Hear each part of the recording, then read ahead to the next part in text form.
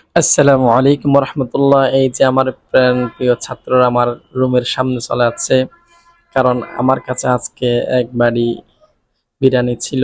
যে বিরিয়ানিগুলো আমি তাদেরকে বললাম, তোমরা কি কেউ বিরিয়ানি খাবা? তখন আলহামদুলিল্লাহ আমার ডাকে প্রিয় ছাত্ররা সবাই আমার সামনে চলে আসছে। আসার পরে বলতেছি, তোমরা এতগুলো লোক কিভাবে এক বাড়ি বিরিয়ানি খাবা? তাহলে তোমরা একটা কাজ করো, সবাই লাইনে দাঁড়াও। হুম, সবাই লাইনে দাঁড়াও। লাইনে দাঁড়ানোর পরে সবাই এক মুষ্টি করে খাও। সর্বপ্রথম ইনি নিচ্ছে, খুব মাশাআল্লাহ খুব ভালো ছেলেটি, অনেক ভালো, হ্যাঁ পড়াশোনা খুব ভালো। এরপরে এক একজন করে এক মুষ্টি করে নিয়ে যাচ্ছে। আলহামদুলিল্লাহ, দেখেন এরা ৬৪ জেলার ছাত্র।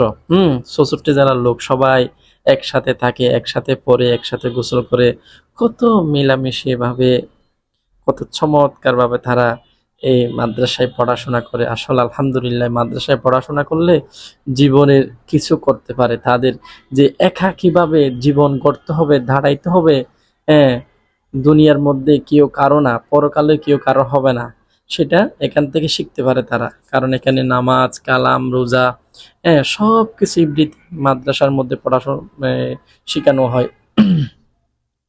এমনকি তাদের যে খাওয়া দাওয়া, পড়াশোনা, এরপরে গোসল, এরপরে তাদের কাপড় চোপড় পরিষ্কার করা, পরিচ্ছন্ন করা, তারপরে তাদের এক এক দিন এক একজনের রুটিন অনুসারে পরিষ্কার করবে, খাবারের পালা, এভরিথিং।